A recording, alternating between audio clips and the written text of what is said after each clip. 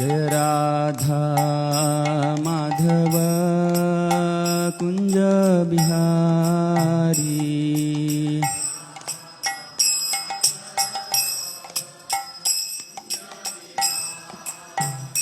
जय गोपी जन वल्लभ गिरिवरधारी।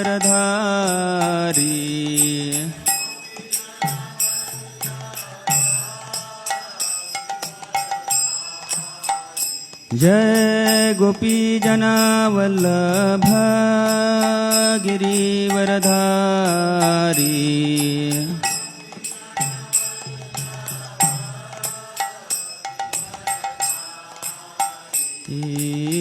यशोदनंदन ब्रजजनरंजन।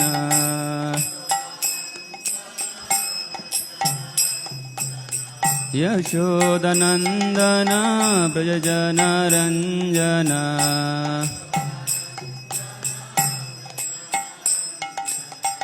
यमुनातीरावनचारी।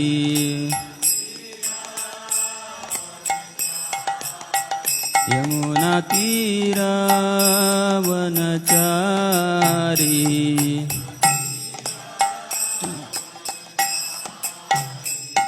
जय राधा माधव कुंज बिहारी।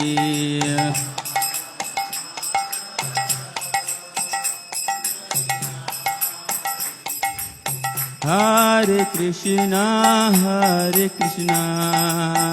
कृष्ण कृष्ण हरे हरे, हरे राम राम राम हरे हरे हरे।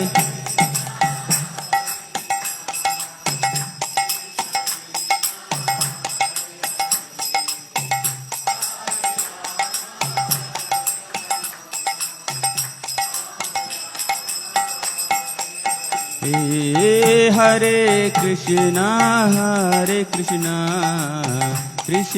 कृष्ण हरे हरे, हरे राम राम राम हरे हरे हरे।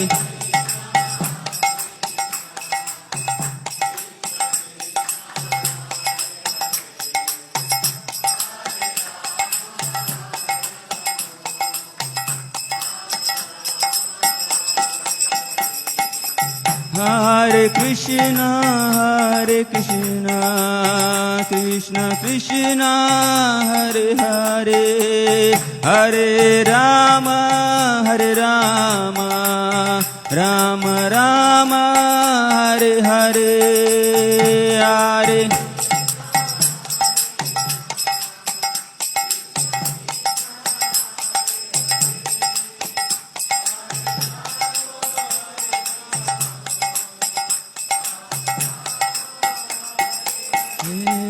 हरे कृष्ण कृष्ण कृष्ण हरे हरे, हरे राम राम राम हरे हरे।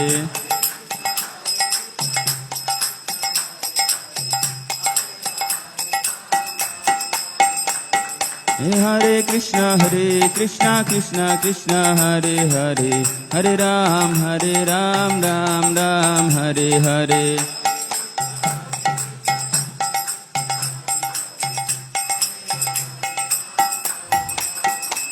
जय प्रभुपदा जय प्रभुपदा, प्रभुपदा जय प्रभुपदा।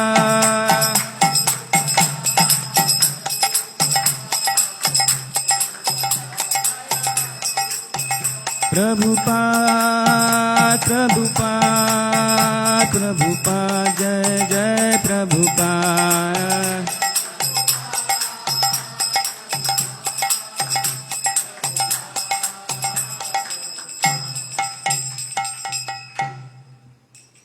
जय श्री प्रभुपाद की। ओम अज्ञानतिमिरान्धस्य ज्ञानाञ्जनशलाकया चक्षुरुन्मिलितं येन तस्मै श्रीगुरुवे नमः। श्रीचैतन्यमनोभीष्टं स्थापितं येन भूतले स्वयं रूपा कदा मह्यं ददान्ति स्वपदान्तिकं।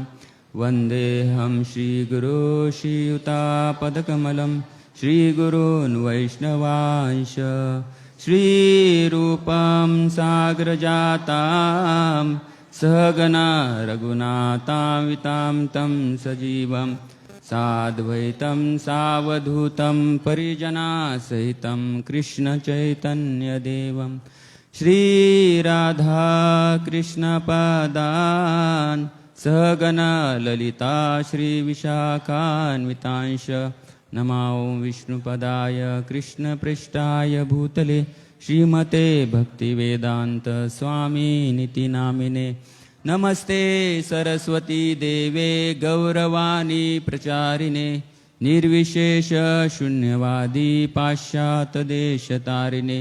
नमो महावदन्याय कृष्णप्रेमपदायते कृष्णाय कृष्णचैतन्य नामिने गौरतिष्वे नमः।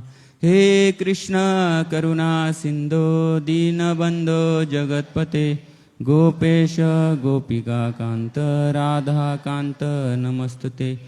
तप्त कांचन गौरांगी राधे वृंदावनेश्वरी वृषभानुसुते देवी हरिप्रिये। वाञ्छाकल्पतरुभ्यश्च कृपा सिन्धुभ्येव च पतितानां पावनेभ्यो वैष्णवेभ्यो नमो नमः। जय श्री कृष्ण चैतन्य प्रभु नित्यानंद श्री अद्वैत गदाधर श्रीवासादि गौर भक्तवृंद। हरे कृष्णा कृष्णा कृष्णा हरे हरे हरे राम राम राम हरे हरे। हरे कृष्णा।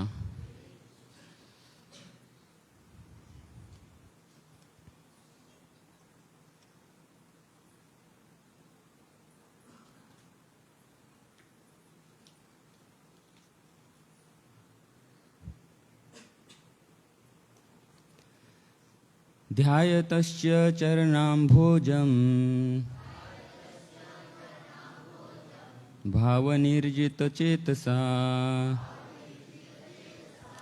औत्कण्ठा शुक्लाक्षस्य हृद्यसिन्मेषणैर्हरिः। ध्यायतस्य चरणाम्भोजं भावनिर्जितचेतसा औत्कण्ठा शुक्लाक्षस्य हृद्यसिन्मेषणैर्हरिः। ध्यायतस्य चरणाम्भोजं भावनिर्जितचेतसा औत्कण्ठा शुक्लाक्षस्य हृद्यसिन्मेषणैर्हरिः।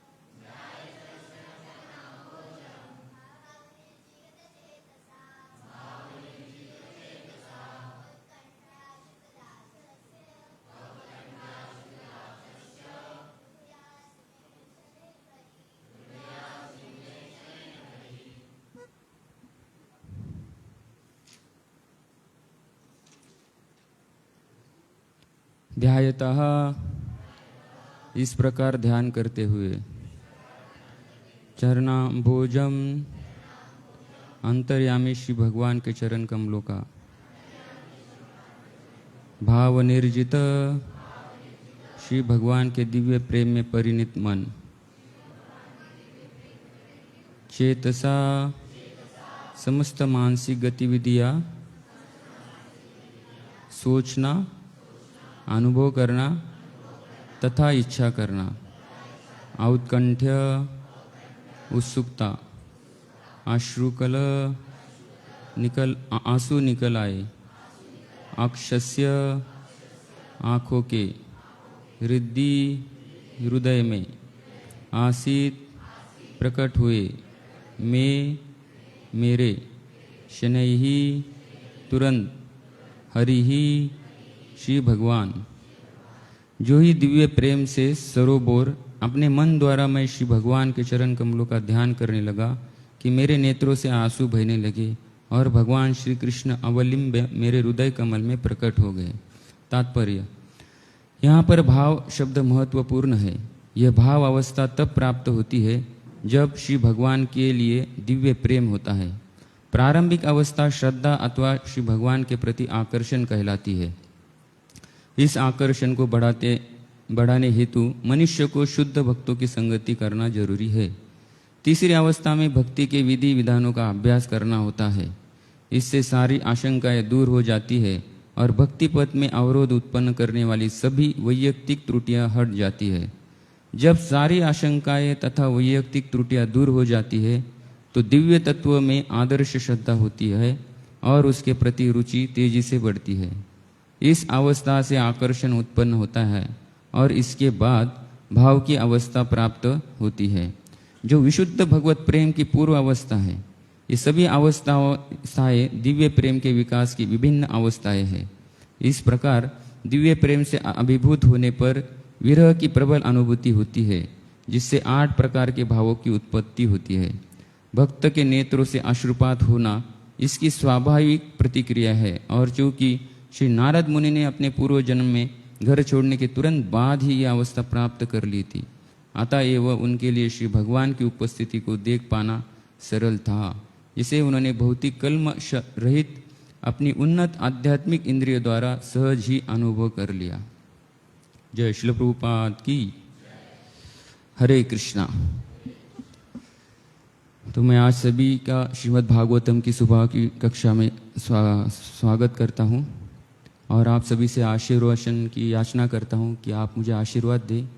मैं जो भी बोलूँ, जो भी दोहराऊँ, उससे आपको और मुझे भी प्रेरणा मिले भक्ति में आगे बढ़ने के लिए। और जो मैं बोलूँ वो गुरु परंपरा के द्वारा जो भी उन्होंने बोला है मेरे गुरु ने और गुरु परंपरा में जो भी आए वही मैं अपने मुख से पुनः दोहराऊँ। जय जय जय जय श्री चैतन्य जय नित्यानंद। जय जय श्री चैतन्य जय नित्यानंद। जय अद्वैत चंद्र जय गौर भक्त वृंद। जय अद्वैत चंद्र जय गौर भक्त वृंद।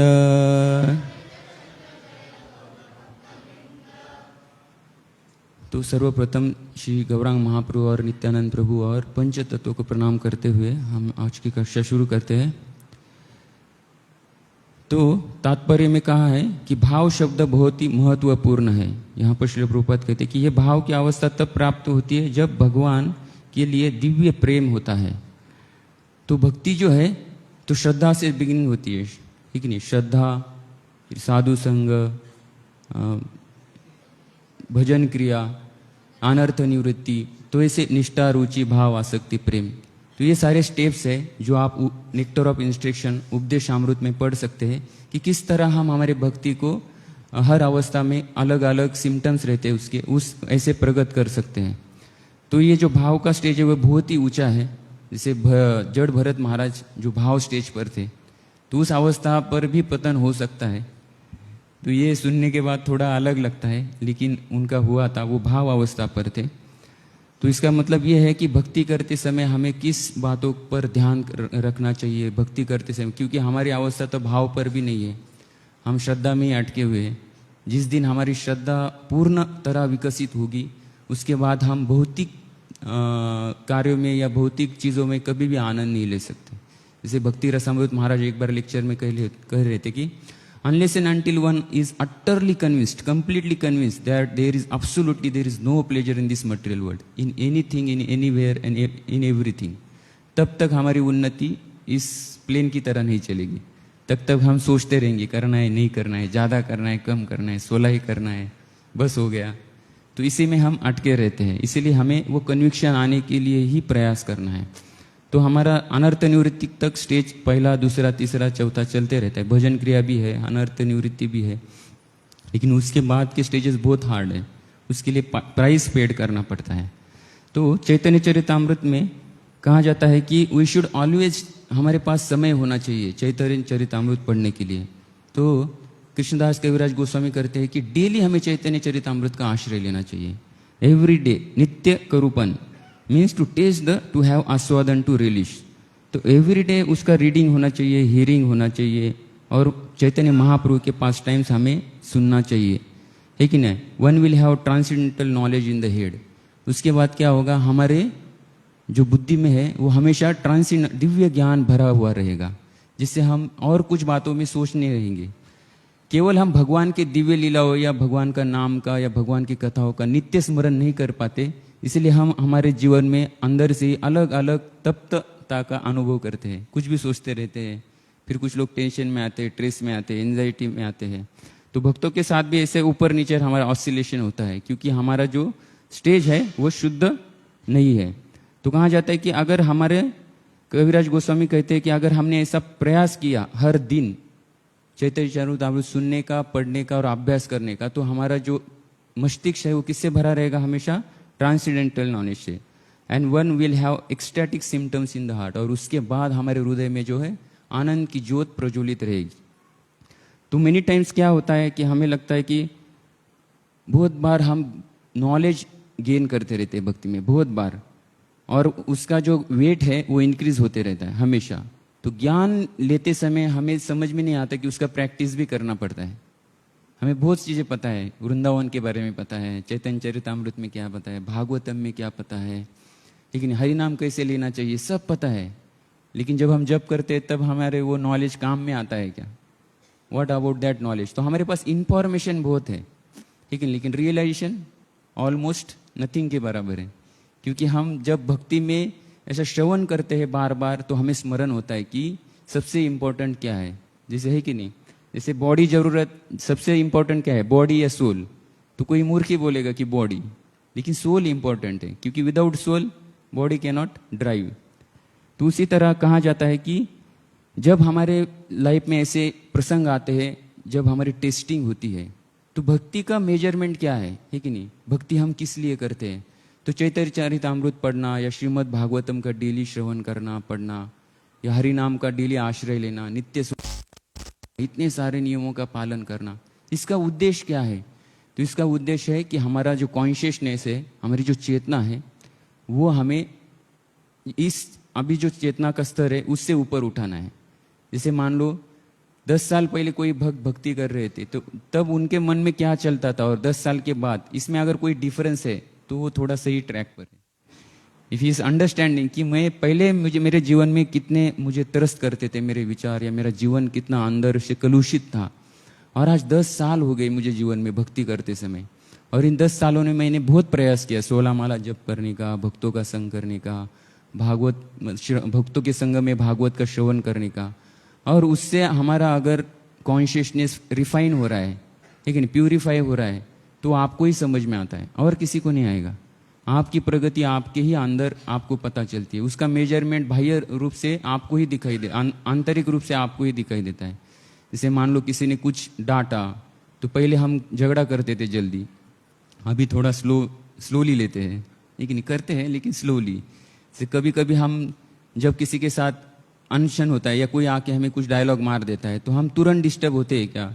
कभी कभी हम देखो 10 साल के बाद कुछ भक्तों के अंदर इतना आनंद रहता है, किसी ने कुछ बोला तो बोलते हैं अरे ये बोलते रहता है, समझ लेना चाहिए ही इज़ नॉट ऑर्डिनरी, उनका कॉन्शियसनेस उतना अच्छा है, लेकिन कॉन्शियसनेस डिस्टर्ब हुआ तो पता नहीं क्या होगा। तो भक्ति का मतलब यही है कि हमारी आध्यात्मिक उन्नति का मतलब हमारी चेतना की उन्नति होना चाहिए।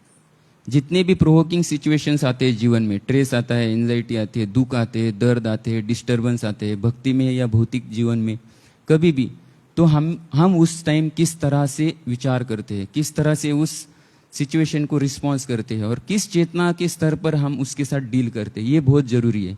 अगर इसमें कोई डिफरेंस नहीं आ रहा है हमारी भक्ति में, ये सब कुछ करके मतलब पता नहीं आप क्या कर रही है। यदि बहु जन्मे करी श्रवण कीर्तन तबु ना पाए कृष्ण प्रेमधन, फिर हमारा कोई गंतव्य नहीं है, हम वही अटकेंगे जहाँ है, जहाँ से गाड़ी स्टार्ट हुई वहीं पर। अगर किसी को सही में भक्ति में प्रगति करना है तो उसने हमारी कॉन्शियसनेस के बारे में सोचना चाहिए कि क्या मेरी आध्यात्मिक उन्नति होने के लिए मेरी चेतना प्यूरिफाई हो रही है कि नहीं, पहले से कंपेयर करना चाहिए। मतलब जैसे भागवतम के परपट है उसके साथ हम कंपेयर नहीं कर सकते, या शुद्ध भक्तों के साथ नहीं कर सकते, या कुछ लोग बहुत साल भक्ति में प्रगति करते, उन्होंने डेडिकेशन दिया है, प्रयास किया है, उनसे कंपेयर नहीं कर सकते। कंपैरिजन किससे कर सकते हैं? हमारे खुद से, क्योंकि किसी और की चेतना हमारे जीवन में हमें इंस्पिरेशन दे सकती है लेकिन काम नहीं आएगी। हमारी खुद की चेतना ही, जब भी प्रसंग हमारे जीवन में अलग अलग आएंगे तो हमारी चेतना ही हमारी खुद की शक्ति रहेगी। तो तब आप कैसे रिस्पॉन्स करते हो, इसीलिए ये ट्रांसेंडेंटल नॉलेज आपको काम आना चाहिए। इसीलिए कहा जाता है कि केवल हमारा ज्ञान हेड में नहीं रहना चाहिए, हार्ट में रहना चाहिए। क्यों? क्योंकि हमारा रिस्पॉन्स हार्ट से आता है ज़्यादातर, क्योंकि हम कंडीशन स्टेट में होने के कारण हमारी आदतें हार्ट से रहती है। क्या खाना है, क्या पसंद है, वो हार्ट से आता है, वो सोचते नहीं, हम बिना सोचे बोल सकते हैं मुझे क्या क्या पसंद है क्या नहीं। तो ये इसी तरह हमारे भी भक्ति का ज्ञान जो है हमारे हृदय में आसक्त होना चाहिए, इतना कि हर समय, किसी भी समय जब भी मुझे किसी चीज़ से बचना है तो तब वो काम में आना चाहिए। अगर वो काम में नहीं आएगा तो हमें बार बार भगवान से प्रार्थना करना चाहिए, प्रयास करना चाहिए कि किस तरह से मैं अपने आप को बचा सकूं। क्योंकि कई बार हम देखते हैं कि जहाँ कुछ बोलना नहीं वहाँ बोल जाते हैं और बाद में सोचते रहते हैं दिन भर, लेकिन नहीं, बहुत सबके जीवन में होता है, मेरे भी होता है, कोई महात्मा ही होगा उसके जीवन में ऐसा नहीं होता होगा। तो ये होते रहता है। क्यों? क्योंकि हमारी जो चेतना है अभी तक उतनी विकसित नहीं हुई है। हम सब प्रयास कर रहे हैं अलग अलग स्तर पर, कोई छोटी छोटी बातों पर डिस्टर्ब होता होगा, कोई बड़ी बातों पर डिस्टर्ब होता होगा, कोई यहाँ नहीं डिस्टर्ब होता तो घर में होता होगा, सो समवेयर और अदर। लेकिन चेतना विकसित करना मतलब ये है कि आप कहीं भी रहो, घर में रहो, आप जॉब करते समय कंपनी में रहो या बिजनेस फैक्ट्री में रहो, कहीं भी रहो, अगर आपकी चेतना एक बार रिफाइन बन गई, नरिश हो गई कृष्णा कॉन्शियसनेस फिलोसॉफी से, तत्व ज्ञान से, फिर आप किसी भी जगह उसी तरह डील करोगे जिस तरह आप मधुबन में आने के बाद डील करते हो। कुछ लोगों का अनुभव रहता नहीं, यहाँ आने के बाद बहुत अच्छा लगता है, फिर यहाँ से जाते ही हरी बोल पता नहीं क्या होता है, क्योंकि हमारी चेतना उतनी विकसित नहीं हुई है। इसलिए हमें अगर चेतना विकसित करना है तो बार बार श्रवण करना पड़ेगा, और श्रवण से ही हमारी चेतना विकसित हो सकती है। श्रवण से ही हमारे हृदय में वो ज्ञान दृढ़ता से बैठ सकता है, और वो भी श्रवण इस तरह भगवान के भक्तों के संग में करना चाहिए, क्योंकि उसका प्रभाव मिलियंस एंड ट्रिलियंस गुना ज़्यादा होता है। तो ये रहता है, जैसे कुछ लोगों को देखो, मान लो किसी प्रसाद में खिचड़ी है और सबको खिचड़ी मिला है तो हमें कोई प्रॉब्लम नहीं है कि नहीं। लेकिन किसी 4-5 लोगों को दाल राइस सब्जी चपाती मिली और हम सबको खिचड़ी मिला है तो प्रॉब्लम होता है, कहाँ से मिला, मुझे क्यों नहीं मिला, इसे किसने दिया, तुरंत। देखो, इस तरह से हम हमारी चेतना का अभ्यास कर सकते हैं कि जो हमारे प्लेट में है या जो मेरे नसीब में है और उसका और मेरा क्या संबंध है। तो मोर एडवांस कॉन्शियसनेस कब होता है कि अजाइटेशन होना नहीं चाहिए। जैसे हम भागवतों का उदाहरण लेंगे, क्योंकि मेरे पास प्रैक्टिकल उदाहरण देने के लिए, या आप उनका मैं नाम भी लूँगा तो आप समझ नहीं पाएंगे। तो लेकिन क्या होता है, प्रहलाद महाराज देखते हैं हम, प्रहलाद महाराज को हिरण्यकशिपु ने इतना फोकस किया था कि वो हर दिन प्रहलाद महाराज को मारने के लिए प्रयास कर रहा था और पर्सनली ऑब्जर्व कर रहा था सारी चीज़ें, सब कुछ छोड़ के। वो हिरण्यकशिपु जो इतना शक्तिशाली था, इतना पावरफुल था, जिसके किचन में सारे डेमीगॉड सब्जी कटिंग करते थे इंद्र के साथ। और इंद्र के साधारण व्यक्ति नहीं है हमारे जैसे, demigod they are not ordinary, they are extraordinary, they are more powerful. लेकिन कहा जाता है कि अगर हिरण्यकश्यप ने ऐसा आईब्रो भी किया तो भी वो डर जाते थे, ऐसे ट्रिमलिंग होते थे। तो हमारे लिए ये एक जोक है, क्योंकि हमें पता ही नहीं ऐसा भी होता है, लेकिन उनके लिए वो जोक नहीं था, प्रैक्टिकल डेमोन्स्ट्रेशन था। उनको लगता कि नेक्स्ट मोमेंट ये क्या बोलेगा पता नहीं, और किस तरह से उठा के पटक देगा, है कि नहीं।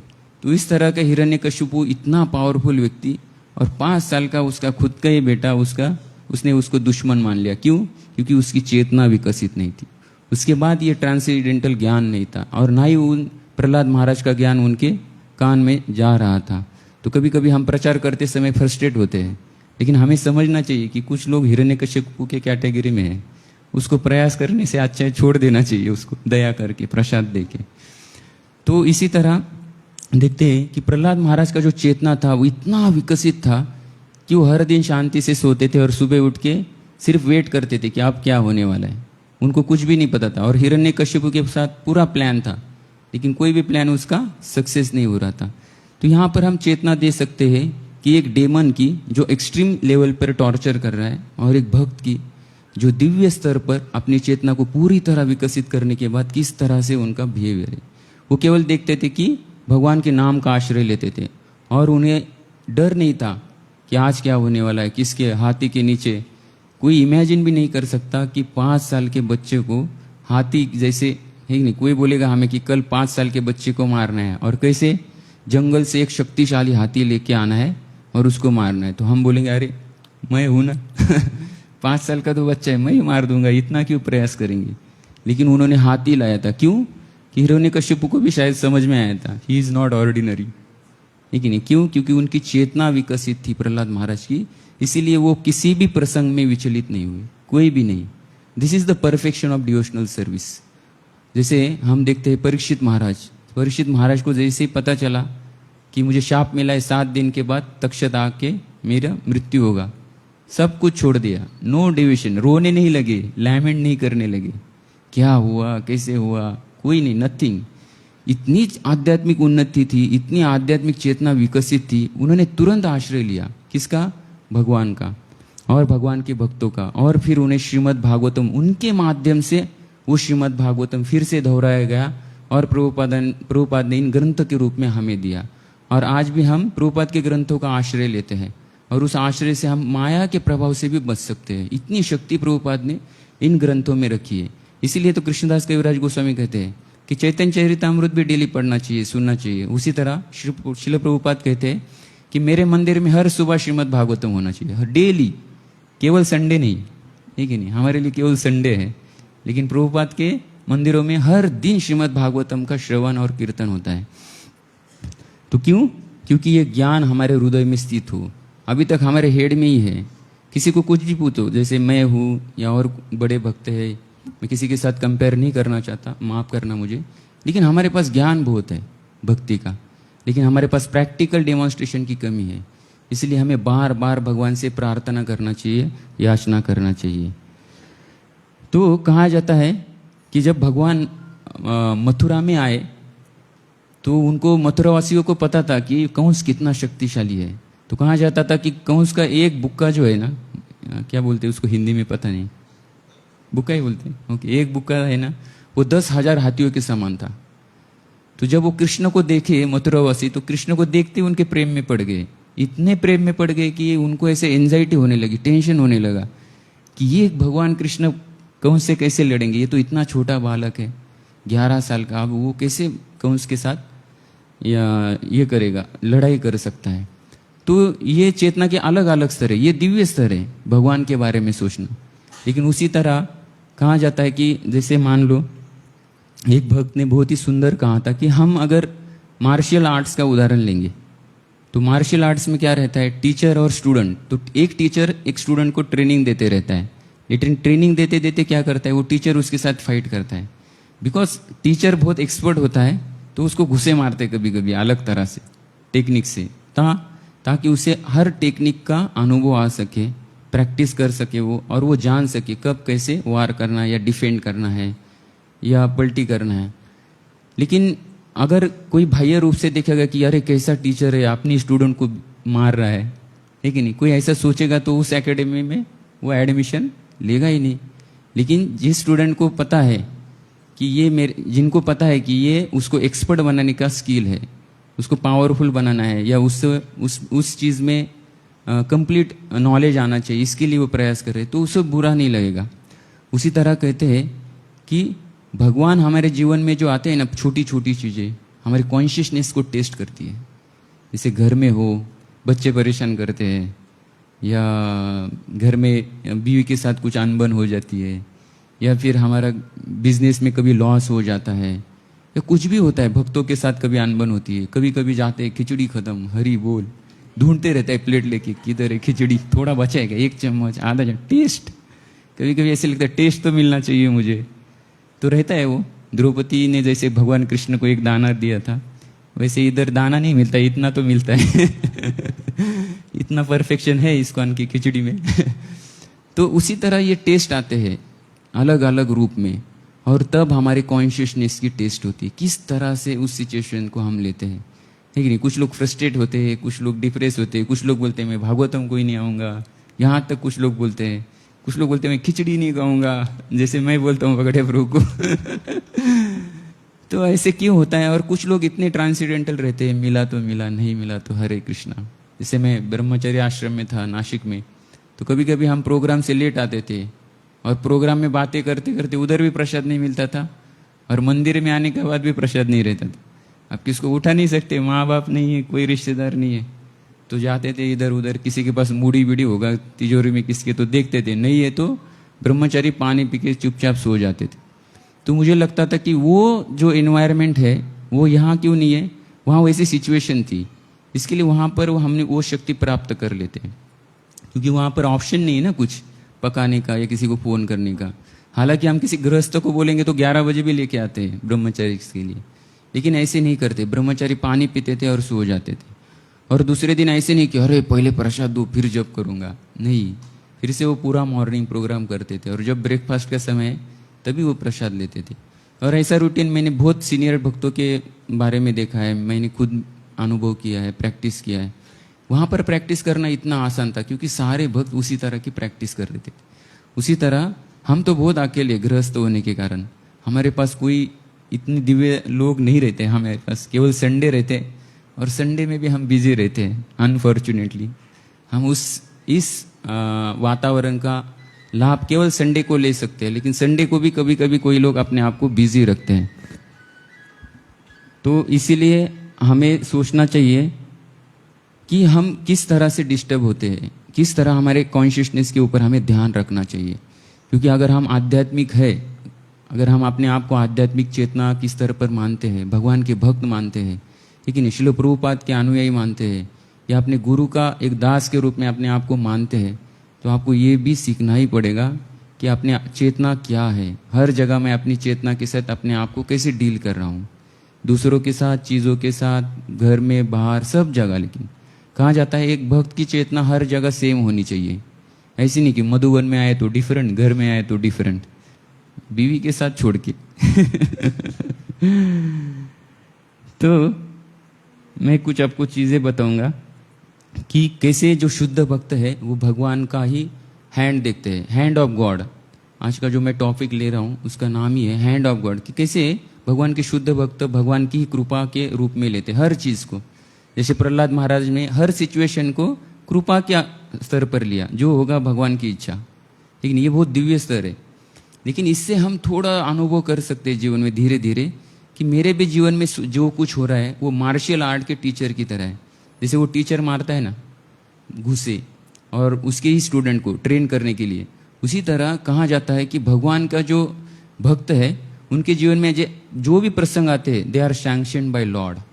ऐसे ही नहीं आते, भगवान कृष्ण ने उसको स्टैम्प किया है, यस इसको ये चीज़ जरूरी है। बार बार कोई प्रसंग आता है ना डिस्टर्ब करने के लिए, तब समझना चाहिए कि मुझे मेरी चेतना इस प्रसंग से ऊपर उठानी होगी, नहीं तो मैं हमेशा इसी चेतना में अटक के रहूँगा, एक जेल की तरह। तो मार्शल आर्ट्स के स्टूडेंट की तरह भगवान जो है टीचर की तरह हमारे टेस्ट लेते हैं, और सारे जो टेस्ट है ना they are plan of gods for the duty.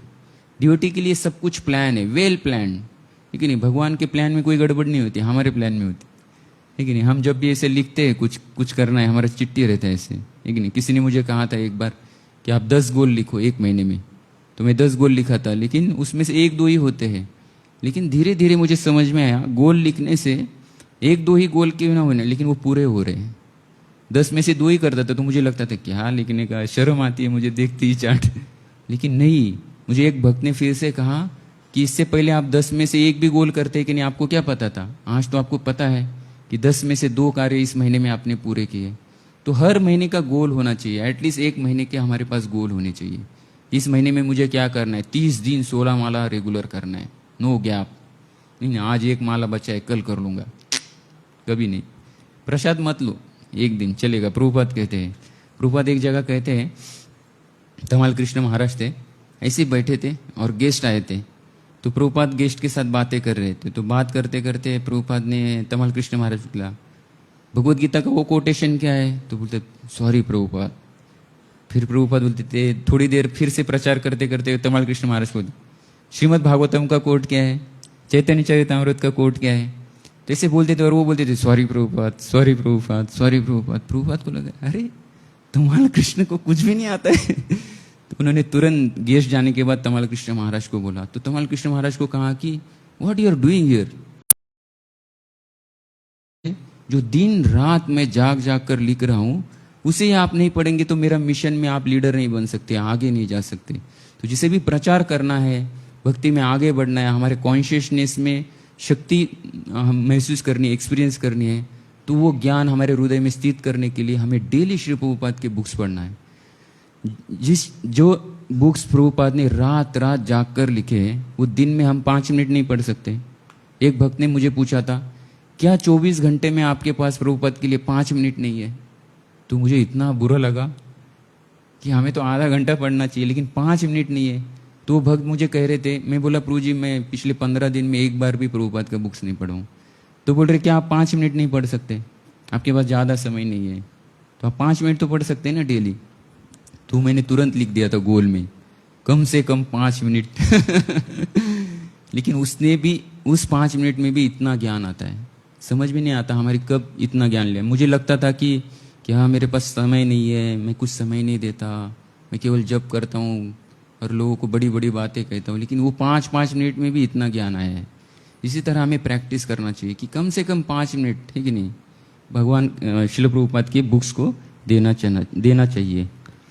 तो इसलिए हमें कन्विंस होना चाहिए कि Krishna is our best well wisher, है ना। तो वर्ल्ड जो हमारा जीवन है वो एक क्लासरूम की तरह है। किस तरह? मार्शल आर्ट की क्लास की तरह, जहाँ पर बहुत सारे पंच मिलेंगे तब तक, जब तक आप पूरी तरह ट्रेन नहीं होगे। उसी तरह भक्ति में हम जब आश्रय लेते हैं तो भगवान भी हर तरह से हमारी परीक्षा लेंगे। किसकी परीक्षा नहीं हुई है? प्रहलाद महाराज की परीक्षा हुई है, ध्रुव महाराज का भी टेस्ट हुआ था वन में जाने से पहले। पांडवों का इतना टेस्ट हुआ है कि पितामह भीष्म जब बानर की शैया पर थे तब भगवान उनको कहते हैं कि आप सब राजा के रूप में, राजा के वेश में जाओ, युधिष्ठिर महाराज को, और द्रौपदी को भी पूरी तरह से ऐसे सज धज कर। क्यों?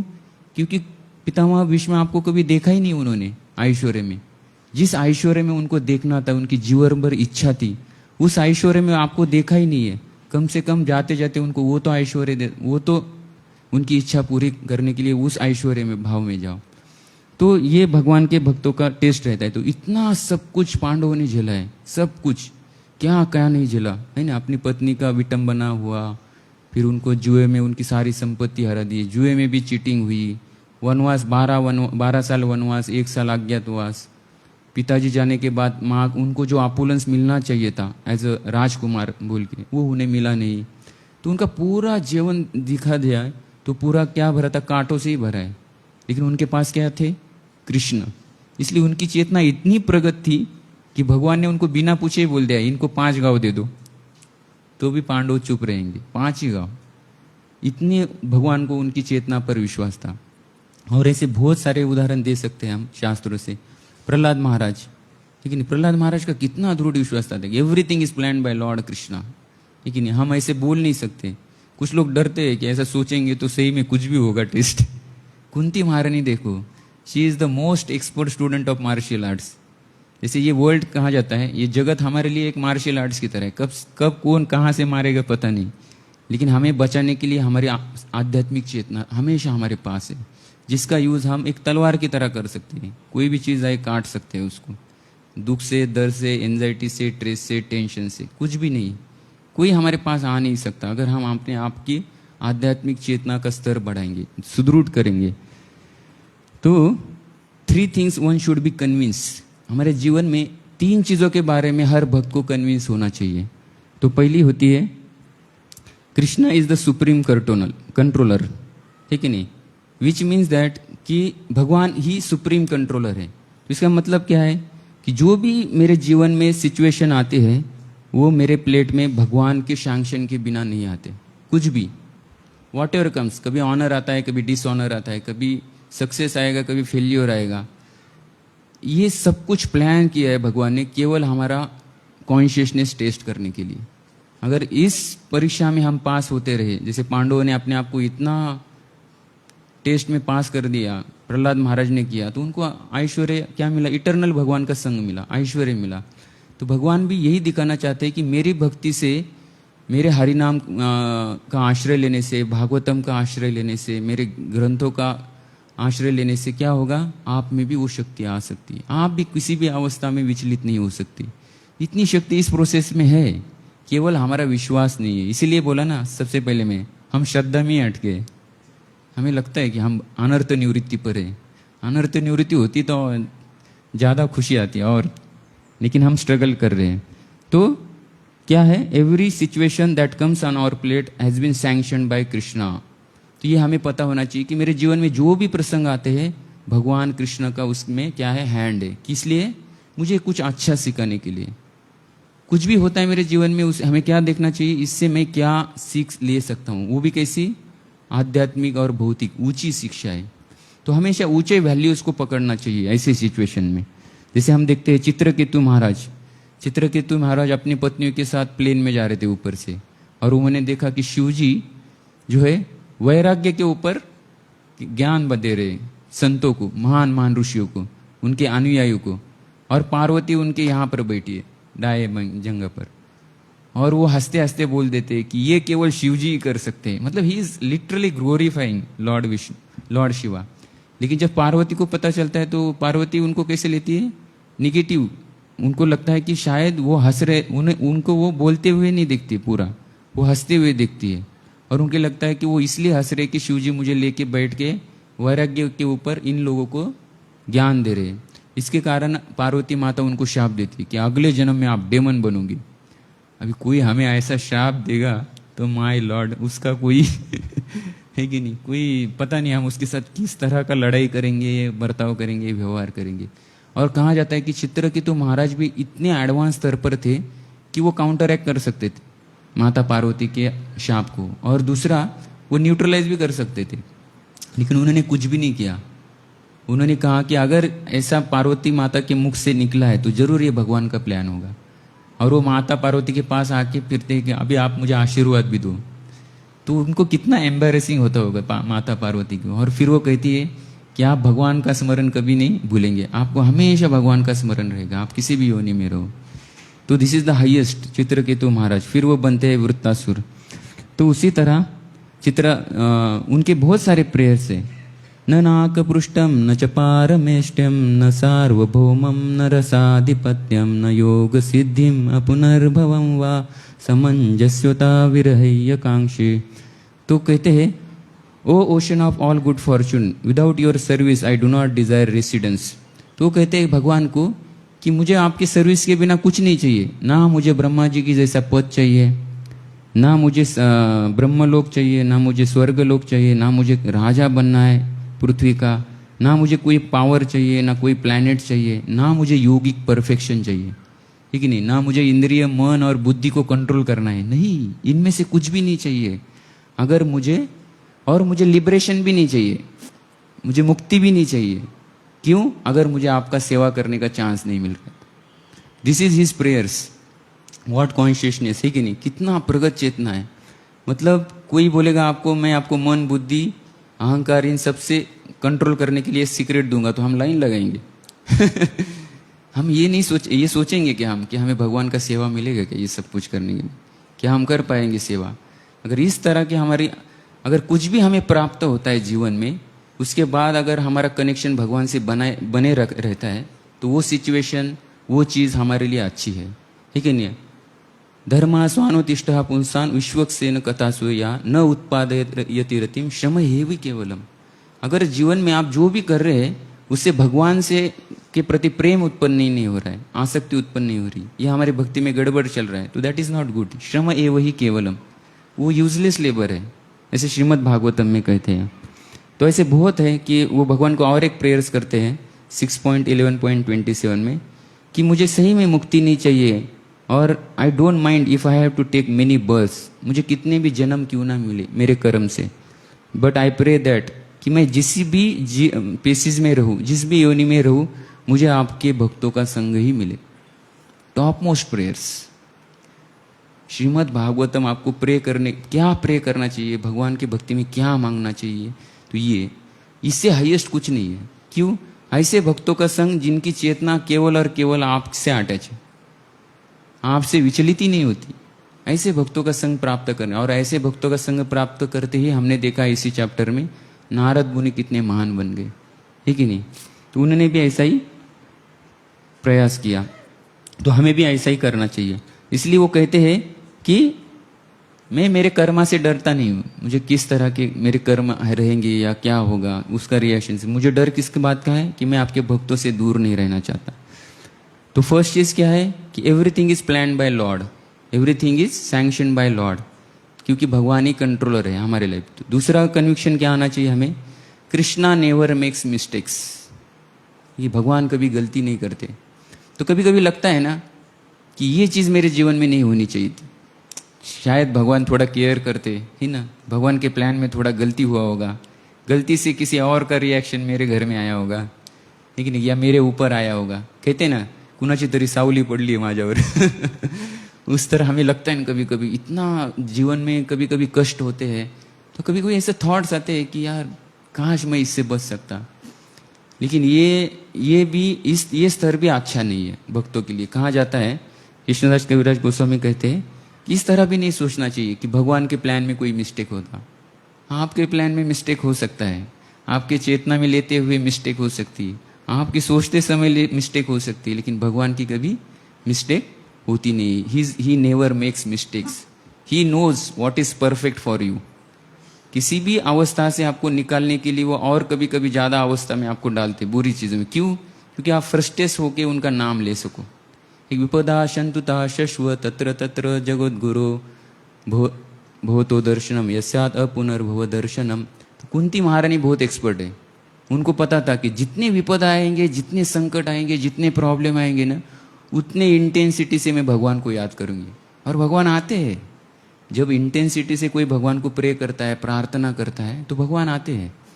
इस कुंती महारानी ने एक्सपीरियंस किया। इसीलिए वो क्या है, बोलती कि और मार्शल आर्ट्स करो मेरे साथ। क्यों? क्योंकि मुझे आपका दर्शन मिलता है, आपकी याद आती है, ऐसी याद आती है जो मैं कभी कर नहीं पाती, इस तरह से, उस भाव से। तो हमें भी उस तरह से भगवान को याद करने के लिए किसी भी चीज को फेस करने की शक्ति रखना चाहिए। हमारे जीवन में जितने भी प्रसंग आते हैं, हमें भगवान के साथ कनेक्ट करना चाहिए। चलो, भगवान कृष्ण है ना, गुरु है ना, भक्तों का संग है ना, श्रील प्रभुपाद ने आश्रय दिया है ना, फिनिश। हमारा आश्रय हमेशा हर चीज में, हर अवस्था में, हर प्लेस पर यही होना चाहिए कि मेरे ऊपर बहुत बड़ी कृपा है, कुछ भी हो जाए मुझे सहारा है, मुझे शेल्टर है, मुझे प्रोटेक्शन है। नहीं तो हम देखते हैं जिसके ऊपर भगवान की कृपा नहीं है, जिसके ऊपर भगवान का आशीर्वाद नहीं है, कितना भी बड़ा डॉक्टर के पास क्यों ना जाए, मेडिसिन काम में नहीं आएगी, ट्रीटमेंट सक्सेसफुल नहीं हो सकती।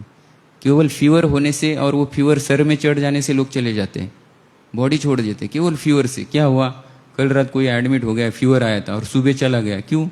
तो फीवर चला गया था उसके मस्तिष्क में। ऐसे मैंने सुना है 2 बार, और इट इज लिटरली मैंने देखा है, सुना है, एक्सपीरियंस भी किया है। कुछ नहीं था उनको, डिसीज वगैरह कुछ नहीं था, और यंग लोगों को। तो इसी तरह राखे कृष्ण मारे के, मारे कृष्ण राखे के। एक बार भगवान कृष्ण ने किसी के ऊपर से छत्र छाया छोड़ दी, उसको कोई नहीं बचा सकता। और किसी के ऊपर डाल दी तो भूकंप भी आए तो उसके कहीं ना कहीं वो बच जाते, कुछ महान भाग्यवान सूल। तो उसी तरह कृष्णा नेवर मेक्स मिस्टेक्स। तो पहला है everything is planned by, sanctioned by Lords. Every situation, every events in devotee's life is sanctioned by the Lord. Second है कि भगवान कभी भी मिस्टेक्स नहीं होता, भगवान से कभी भी कोई गलती नहीं होती. जैसे हम देखते हैं ध्रुव महाराज, तो ध्रुव महाराज किस मोटिव से आए थे, उसके टेस्ट करने के लिए नारद मुनि गए कि शायद गलती से ये बच्चा वन में जा रहा होगा, तो उनको टेस्ट करते हैं. But he shows tremendous determination, unflinching faith. लेकिन वो कहते हैं आपको बताना है तो बताओ, नहीं तो मैं जा रहा हूं. देन नारद मुनि रियलाइजेस. तो इस अवस्था पर लाने के लिए भगवान टेस्ट करते हैं. जैसे नारद मुनि को भेजा ध्रुव महाराज का टेस्ट करने के लिए, उसी और जब टेस्ट आती है तो कुछ भक्त बोलते हैं, मुझे एक बार मैं नाम नहीं लूंगा, एक बार मैं नासिक में था, तो एक माता जी आके बोली कि प्रभु जी मेरे जीवन में इतने दुख आए, मुझे लगता है मैं 16 माला करूं क्या नहीं. मुझे लगा यही तो आश्रय बचा है और क्या. व्हाट यस है कि नहीं. जब आपके जीवन में ऐसा प्रसंग आता है कि मैं भक्ति ना करूं, तब भक्ति काम आएगी, क्योंकि कुछ भी काम नहीं आ रहा है ना, तो तब क्या काम आएगा. त्राय तो मोह तो भयात, भगवान गीता में कहते हैं मैं ही बचा सकता हूं और कोई नहीं. जैसे भगवान ने अर्जुन का जो है, अर्जुन ने कहा था कि मैं जयद्रथ को सूर्यास्त के पहले मारूंगा, तो जयद्रथ कहीं मिल नहीं रहा था, तो अर्जुन का चेहरे का एंजाइटी देख के भगवान को एंजाइटी हो गई. भगवान ने तुरंत सुदर्शन चक्र से ढक दिया सूरज को, और जैसे जयद्रथ बाहर आके डांस करने लगा सर कलम हो गया उसका. तो उसी तरह भगवान भी टेस्ट लेते हैं, लेकिन हमेशा भक्तों की ही विजय होती है. यत्र योगेश्वर कृष्ण यत्र पार्थ धनुर्धर तत्र श्री विजयर्भूतिर ध्रुवा नीतिर मतिर मम. तो 4 चीजें वहां पर रहती है, लेकिन क्या रहती है. मोरालिटी, एक्स्ट्राऑर्डिनरी पावर, विक्ट्री, और शुरू में क्या है,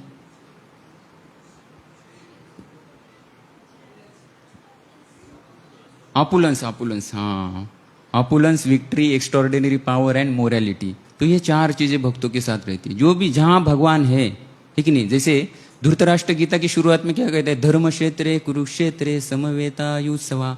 जो युद्ध के लिए एकत्रित हुए तो वो कुरुक्षेत्र जो है धर्म क्षेत्र है, और पांडव इतने धर्म है, धर्मराज जो है धर्म, वो उसके अंदर धर्म ही खेलता है. उसके धृतराष्ट्र को पता था, तो वो कहता है कि काश उनके मन में डिजायर आ जाए और वो युद्ध ही करना छोड़ दे.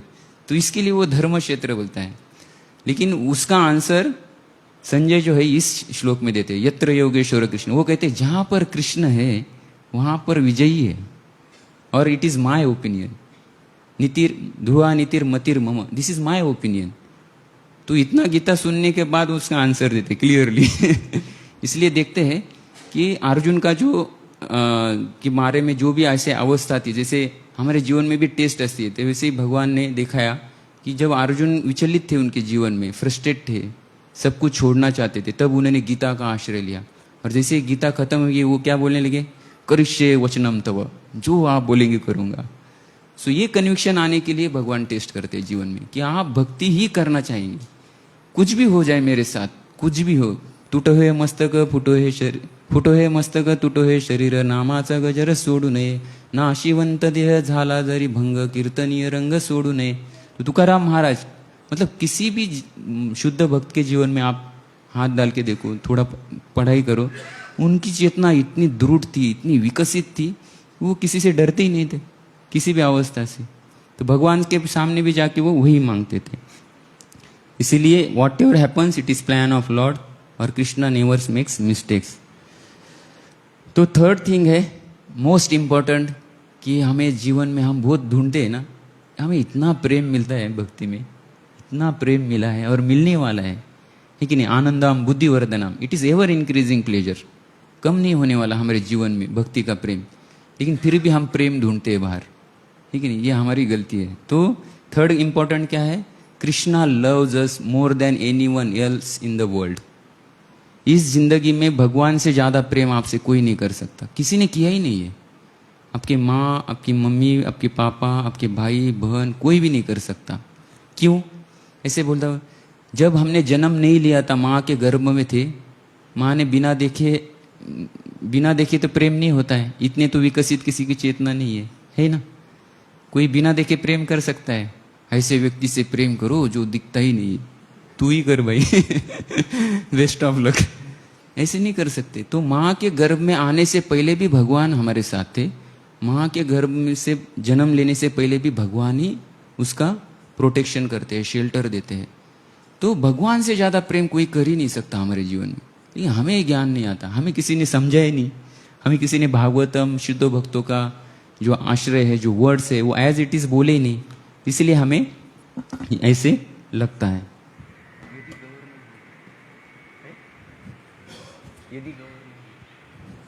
तो उसी तरह हमें सोचना चाहिए कि हम किस तरह से भगवान का आश्रय ले। तो हमें भगवान से ज़्यादा प्रेम कोई कर नहीं सकता, ये हमें कन्विक्शन आना ही चाहिए। कुछ भी हो, इससे ज़्यादा प्रेम कोई कर नहीं सकता, इससे ज़्यादा मुझे जीवन में, और इसी जीवन में नहीं, हर जीवन में भगवान ने साथ दिया है। किसी भी योनि में जाओ आप, आत्मा और परमात्मा साथ में ही रहते हैं। कहा जाता है कि परमात्मा चले जाते हैं, आत्मा बॉडी छोड़ देता है। इसलिए हार्ट ट्रांसप्लांट, जब हार्ट टू हार्ट ट्रांसप्लांट होता है, सर्जरी होती है, ठीक है नहीं, कुछ लोग कहते हैं कि हार्ट में, अगर हार्ट के रीजन में आत्मा रहता है और किसी को हार्ट ही ट्रांसप्लांट किया तो सोल कैसे आ गया अंदर। तो कहा जाता है कि जब तक परमात्मा उस हार्ट को छोड़ता नहीं है, सोल छोड़ती नहीं, इसीलिए वो व्यक्ति बचता है हार्ट ट्रांसप्लांट के बाद भी। तो उसी तरह जब तक भगवान अपना प्रेम या अपना संग किसी को छोड़ते नहीं, तो आत्मा और परमात्मा हमेशा साथ रहते हैं, ठीक है नहीं। भगवान हमारे हृदय में है, लेकिन क्या है, हमें ही पता नहीं है, हमें उतना विश्वास नहीं है, श्रद्धा नहीं है, हमने उसके लिए प्रयास नहीं किया, और इतने सारे गलतियाँ किए, अनर्थ किए, पाप कर्म किए, कि अभी फिर से वो प्रेम पुनर्जागृत करने के लिए भगवान ने ये भक्ति भी दी है कि आ बेटा फिर से लग जा काम में, फिर से मेरे से कनेक्ट हो जाओ। इसीलिए तो ये मनुष्य जन्म मिला है, और इस मनुष्य जन्म में ये अवसर भी खो दिया। What is there in that life, है कि नहीं। तो हम आज so Krishna can protect, only Krishna is the protector. तो हमने 3 चीजें क्या क्या देखी आज। पहला, every plan is sanction by lord. Second, Krishna never makes mistake. Third, सबसे ज्यादा कौन प्रेम करता है मेरे जीवन में। अभी तक जो इल्यूजन थे वो अभी हटाओ, मैं कुछ बोलना नहीं चाहता, लेकिन नहीं, कुछ लोगों को बहुत कुछ लगता है। कुछ लोग मुझे आके बोलते थे माँ से ज़्यादा कोई प्रेम नहीं कर सकता। फिर एक लड़की या एक लड़का माँ बाप को क्यों छोड़ता है प्रेम होने के बाद। If that love is highest, why they are living, है कि नहीं। इसका कोई जवाब है। लेकिन कृष्ण नहीं छोड़ते। आप कितनी भी गलतियाँ करो, आपको छोड़ा नहीं है भगवान ने। कहीं भी जाओ आप, किसी भी अवस्था में रहो, तो क्यों ना हम ऐसे भगवान कृष्ण की जो हमारे ऊपर निरंतर प्रेम करते आए, लेकिन हम कितना प्रेम करेंगे किसी के ऊपर। 10 साल, 20 साल, 30 साल, 40 साल, 50 साल, from million life times Lord is loving अस। कितने जन्म जन्म से भगवान हमसे प्रेम कर रहे हैं, और इतने जन्म देने के बाद भी भगवान फिर से हमें चांस दिया है। और इस जन्म में तो ऐसा कृपा किया है कि इमेजिन नहीं कर सकते हम। इतना कृपा कि हमें भक्तों का संग मिला, इतना मधुवन अच्छा सेंटर मिला है, सुबह सुबह आके भक्तों के साथ हम श्रवण कर सकते हैं, हमारे आध्यात्मिक प्रेम को जागरूक कर सकते हैं भक्तों के संग में, भागवत श्रवण कर सकते हैं, समझ सकते हैं, काउंसलिंग ले सकते हैं, हरि नाम का आश्रय ले सकते हैं, कीर्तन का आश्रय ले सकते हैं। और भगवान के नाम में आपुलन से लेते टाइम अगर आप अच्छा नाम ले रहे हो तो उसमें भी आनंद आता है, सेवा करोगे उसमें भी आनंद आता है, भगवान का प्रसाद लोगे तो भी एक्सटेसी आती है, और भगवान के नाम में आप डांस करोगे तो भी एक्सटेसी आती है। Where is the opulence greater than this. इस जिंदगी में इससे बड़ा ऑपुलेंस हमारे पास क्या है। सब कुछ तो यहीं पर है, लेकिन और यही विक्ट्री है हमारे मनुष्य जीवन की, कि हमें भक्ति का ऑपुलेंस एक्सपीरियंस करना चाहिए। और वो कैसे, हरे कृष्णा कृष्णा कृष्णा हरे हरे, हरे राम राम राम हरे हरे। बड़ा लंबा लेक्चर है और बहुत फिलोसॉफिकल है। एक सॉन्ग लेता हूँ और एंड करता हूँ। रुको रुको, और है कुछ। हाँ,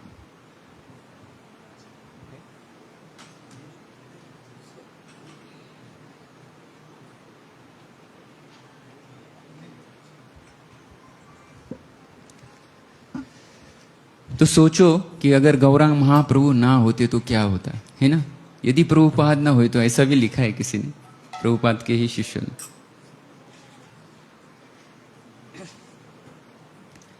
यदि गौर ना हुई तो तबे की हुई तो के मोने धरिता दे। यदि गौर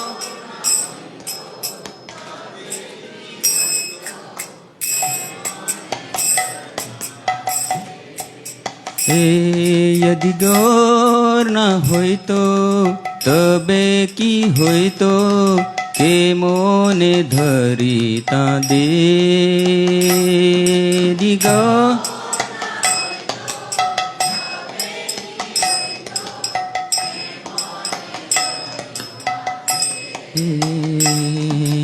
राधार महिमा प्रेम रस सीमा जगते जानाते के राधार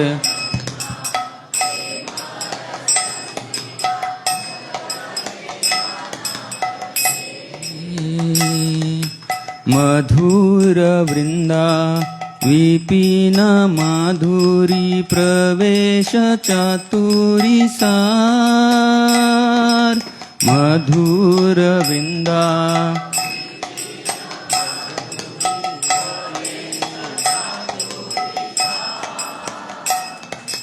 व्रजयिवती भवेर भकति सकति होइतकार व्रजयि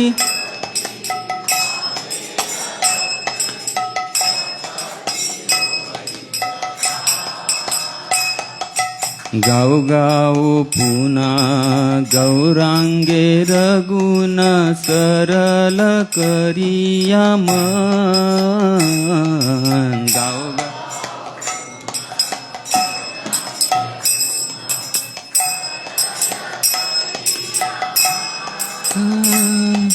ये भव सागरे ये मन दयाल ना देखी एक जन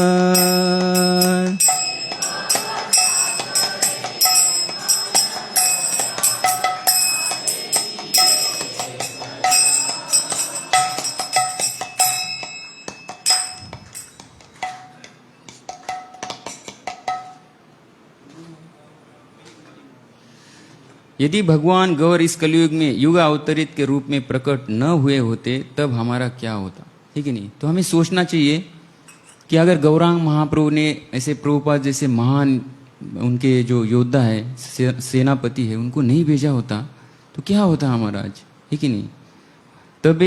तब हमारा क्या होता, हम अपने जीवन कैसे धारण करते। इस ब्रह्मांड में श्री राधा जी की महिमा का गान एवं कीर्ति से निर्मित प्रेम पूर्ण रसों की श्रेष्ठतम सीमाओं के विषय में कभी कौन जान पाता।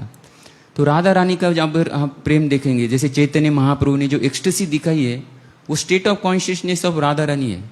राधा रानी का चेतना कितना है, वो इतने तीव्रता से भगवान का नाम लेते वो मूर्छित हो जाते। चैतन्य महाप्रभु कहीं भी गए, वृंदावन में आए मूर्छित, जगन्नाथपुरी में दर्शन के लिए आए मूर्छित, गंभीरा में मूर्छित, कहीं भी श्रीवास आंगन में मूर्छित होते थे। इतने सारे सिम्टम्स दिखाते थे भगवान। और एक हम है कि भगवान का नाम लेते लेते हमारा गाड़ी पेट्रोल खत्म हो जाता है। हरे कृष्ण, ठीक है नहीं, हमेशा मुरझे हुए फूल की तरह नाम लेते हैं हरे कृष्ण कृष्ण कृष्ण हरे हरे हरे राम हरे राम। हमारा हमेशा भक्ति का जो मूड है नाम लेने का वो उस लेवल का नहीं है जैसे पंच तत्व ले लेते थे, जैसे शुद्ध भक्त लेते हैं।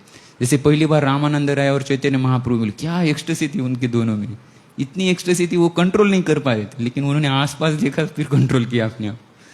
मतलब कितना प्रेम है इस भक्ति में, और हमारी चेतना इतनी ऊंचे लेवल पे जाए कि हम भी वो सिम्टम्स एक्सपीरियंस कर सकते हैं इसी भक्ति के माध्यम से। और ऐसे गौरांग महाप्रभु नहीं होते तो हमारे जीवन में जो तप्तता है वो कैसे शांति मिली। ऐसे कितने भक्त हैं, मुझे सुबह सुबह स्टूडेंट कुछ कह रहे थे कि प्रभु जी हम यहाँ आते हैं ना तो इतना आनंद लगता है, इतना पीसफुल लगता है। और कुछ लोग कहते हैं ऐसा अनुभव हमें कहीं आता ही नहीं है, है कि नहीं। इससे बड़ा ऑपुलेंस, इससे बड़ा गारंटी कार्ड क्या है। लेकिन फिर भी हमारे अंदर गारंटी नहीं आई है कि हम सब कुछ छोड़ के भगवान का नाम का आश्रय ले सकते हैं। प्रेम पूर्ण परम आनंदित भाव सहित भक्ति करने की शक्ति किसमें होती है, जो व्रज की बालाओं के पद चिन्हों की अनुसरण करती है कि नहीं।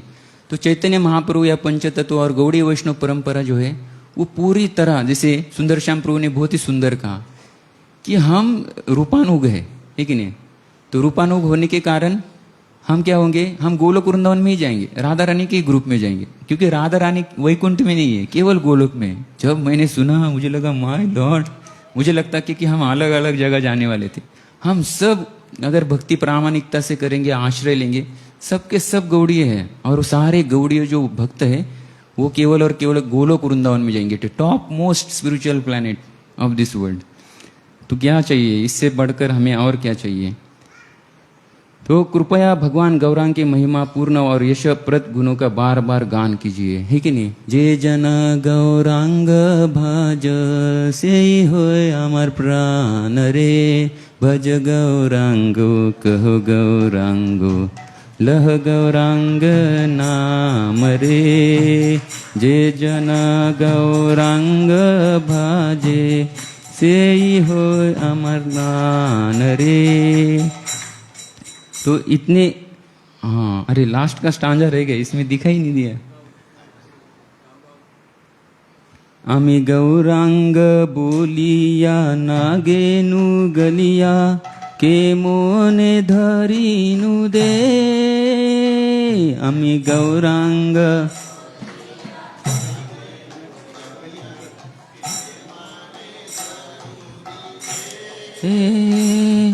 वासुरहिया पाषाण दिया, के मोने गड़िया छे।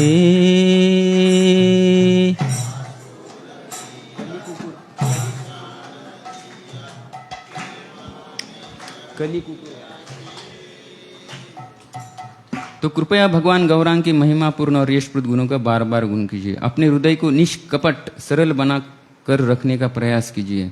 इस अज्ञानता रूपी सागर में किसी एक व्यक्ति ने भी उनके समान इतना अत्यंत उदार महापुरुष कभी नहीं देखा होगा। यद्यपि मैं भगवान गौरांग के पवित्र नाम का जप उच्चारण करता हूँ, फिर भी मैं प्रेमानंद भाव विकसित नहीं कर पाया अभी तक। कैसे मैंने इस शरीर को बोझ को पालन किया है कि नहीं? सृष्टिकर्ता ने वासु घोष के हृदय के स्थान पर एक पत्थर रखकर इस शरीर को आकृति प्रदान करके तैयार किया है। हरे कृष्णा, गौरांग महाप्रभु की। तुझे एक लास्ट सॉन्ग लू? फिलोसॉफी नहीं लेता हूं, मैं भी थक गया हूं।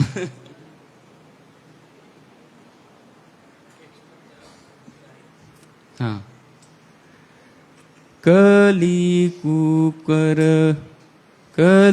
कुकर कदन यदि चाहो हे, कली कुकर कलियुग पावन कलि भय नाशन, श्री सच्चिनंदन गाओ हे।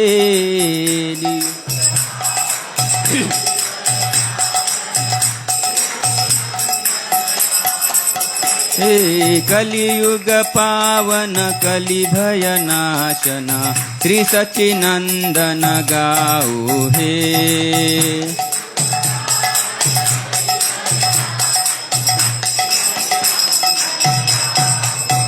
हे गदाधर मादन नितायर प्राणधन, अद्वैतेर प्रपूजित गोरा।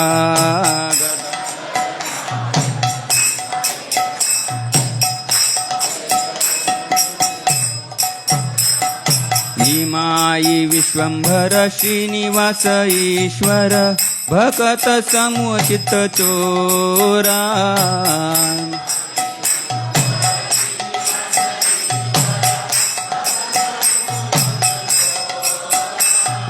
निमाई विश्वंभर श्रीनिवास ईश्वर, भक्त समूह चित चोरा।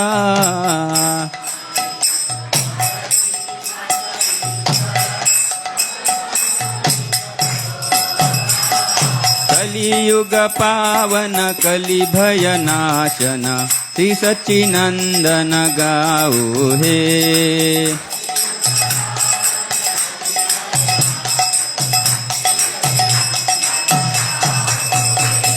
नदिया शशधर मायापुर ईश्वर, नाम पवर्तन सूर।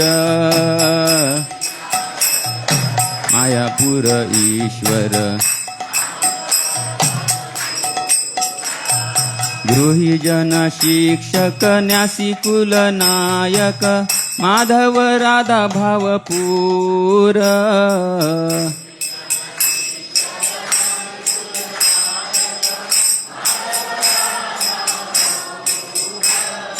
गुरुजन शिक्षक दासी कुल नायक माधव राधा भवपूर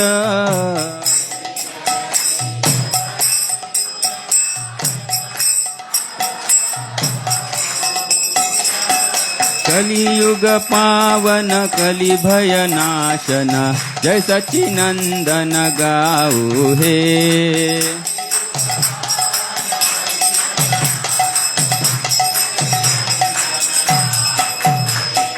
सार्वभौम शोधन गजपति तारण रामानंद पोषण वीर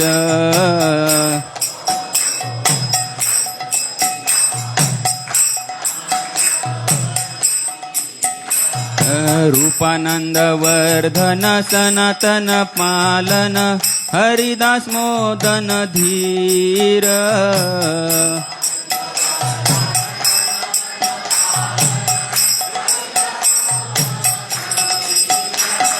कलियुग पावन कलि भय नाशन जय सच्चिनंदन गाऊ हे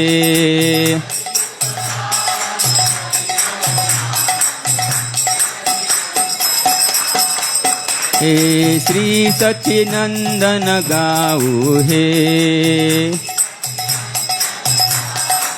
हे श्री सच्चिनंदन गाऊ हे ब्रजरस भावन दुष्टमत शातन कपटी विघातन कामा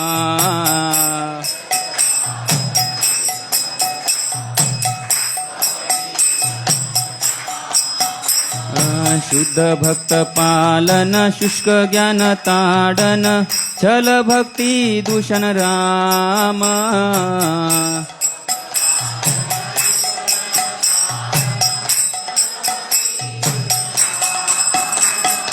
शुद्ध भक्त पालन शुष्क गण ताडन छल भक्ति दूषण राम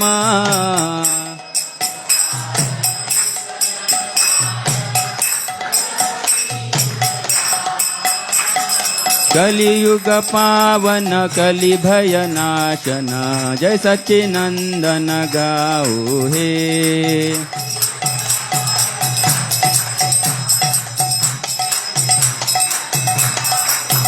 हे श्री सच्चिनंदन श्री सच्चिनंदन श्री सच्चिनंदन गाऊ हे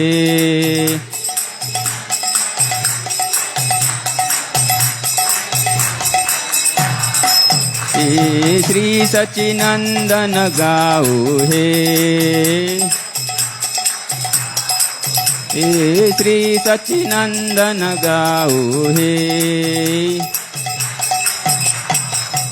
जय सच्चिनंदन सच्चिनंदन सच्चिनंदन जय सच्चिनंदन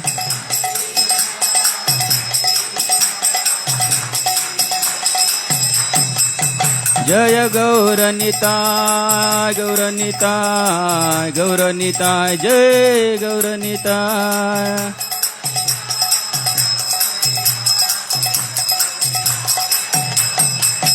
प्रभुपाद प्रभुपाद प्रभुपाद जय जय प्रभुपाद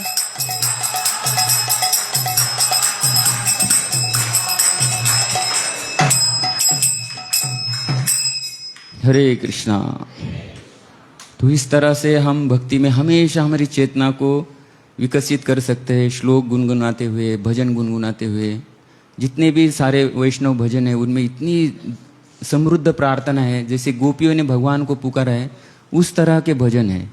इतना विरह है, इतना प्रेम है, इतना प्रार्थना है, इतना नम्रता है, इतनी भक्ति है इस वैष्णव सॉन्ग में कि हमें हमेशा मुझे जब भी ऐसा कुछ लगता है मेरे जीवन में कि मुझे किसी चीज़ में आनंद नहीं आ रहा है, मैं हरि नाम ले नहीं पा रहा हूँ या भागवतम रीड नहीं कर पा रहा हूँ, तो मैं तुरंत वैष्णव बुक खोलता हूँ। जैसे मैं वैष्णव सॉन्ग खोलता हूँ, एक सॉन्ग से मेरा दिल हरि बोल हो जाता है। मतलब इतना सुंदर लगता है हमें, और मुझे इतना अच्छा लगता है वैष्णव सॉन्ग से। और शुरू से ही मैं कृष्णानंद प्रभु और दीननाथ प्रभु के साथ रहा, तो उनको बहुत वैष्णव सॉन्ग के प्रति आसक्ति थी। शायद उसके कारण मुझे थोड़ा सा टेस्ट आया होगा। बूंदी सही, लेकिन उनके कारण मुझे हमेशा वैष्णव सॉन्ग का आश्रय लेने का इच्छा होता है। तो इसी तरह हम ले सकते हैं।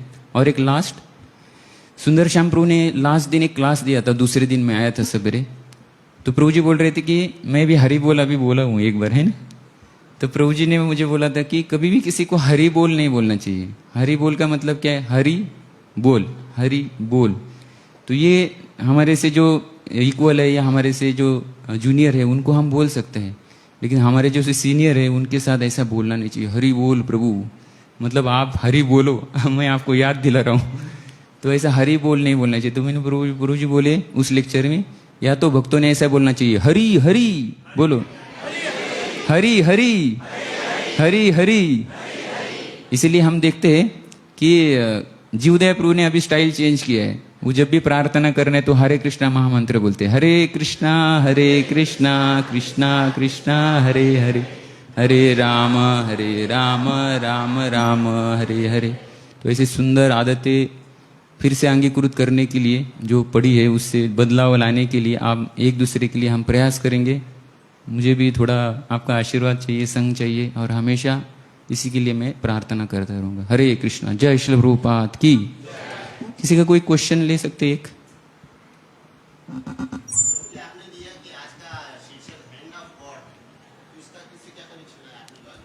हैंड ऑफ गॉड मतलब भगवान का हाथ रहता है हर कार्य में।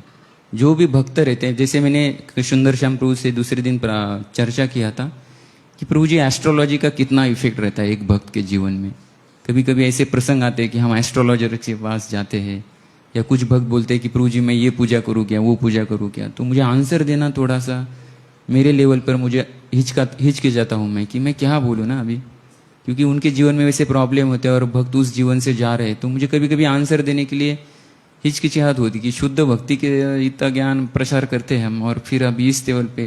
लेकिन साथ ही साथ अगर देखा जाए तो उन भक्त का प्रॉब्लम भी वैसे रहता है कि नहीं। कभी कभी भक्त परेशान होते हैं, तो क्योंकि हम उस स्तर पर नहीं है शुद्ध भक्ति के। हर चीज़ कुछ ना कुछ अपना कार्य दिखाती है, प्रभाव दिखाती है। लेकिन प्रभु जी कहते थे कि शुद्ध भक्त हमेशा क्या कहते हैं, हमारी जो भक्ति है, शुद्ध भक्त हमेशा किसका आश्रय लेते हैं? क्यों? क्योंकि वो भगवान का हस्तक्षेप देखते हैं हमारे जीवन में, हर कार्य में, हर अवस्था, हर कार्य। जैसे परीक्षित महाराज वैसे गलती नहीं करते थे जो उन्होंने मरा हुआ सर्प डाला भूख और प्यास से व्याकुल होने की, क्योंकि भूख और प्यास से व्याकुल नहीं होते शुद्ध भक्त। लेकिन फिर भी भगवान को एक प्लान था ये श्रीमद् भागवतम की रचना करने के लिए, इसलिए डाल दिया। तो ऐसी तरह हर भक्त के जीवन में भगवान का हस्तक्षेप रहता है, मानो या ना मानो। जिसका विश्वास टिका रहता है उसको वो ऐश्वर्य प्राप्त होता है या अनुभव होता है कि हमेशा भगवान। अगर हमने आंखें बंद करके, मैं लिख के देता हूँ, जब से आप भक्ति में आए हैं तब से लेके आज तक अगर आपने अनुभव किया, चाहे आपको 6 महीने हुए होंगे, तो भी आपके आंख में आंसू आएंगे कि मुझे सही में मेरे जीवन में भगवान का प्रवेश हुआ है, सही में भगवान मेरे साथ मैं महसूस कर रहा हूँ। कुछ नहीं, जरूरत नहीं है भगवान को देखने की। भगवान ऐसे दिखाई देते हैं हमारे कार्यों में, हमारी चेतना में, हमारे प्रसंगों में, हमारी जब तीव्रता में। और भगवान फेस्टिवल के दिन सेवा करने के बाद फूलों के हारों की सेवा की, तो उनको इतना आनंद आ रहा था। वो बोले थे दिन भर प्रभु जी मुझे सिर्फ आनंद ही आनंद हो रहा था। तो ऐसे बहुत सारे भक्त हैं जो शेयर करते हैं कि इतना आनंद आ रहा था कि कभी जीवन में ऐसा आनंद का अनुभव ही किया नहीं। तो केवल आनंद कंद है कि नहीं, परम करुणा पहुई दुई जन निताई गौरचंद्र। इतना आनंद देके छोड़ के चले गए ना, लूटो लो चाहे मन जिसका, है नहीं, कृष्ण नाम के हीरे मोती बिखरे है गली गली। तो हमारे ऊपर है किस तरह से लेना है और क्या लेना है। और हमारी चेतना में भगवान रहेंगे तो हम हर प्रसंग में, हर चीज में, कहीं भी रहे, हम कुछ भी करें, किसी भी अवस्था में रहे, है कि नहीं, चाहे हम हॉस्पिटल में बीमार एडमिट क्यों ना रहे, तब भी हम भगवान की कृपा महसूस कर सकते हैं। ये क्लास का सारांश था। हरे कृष्ण।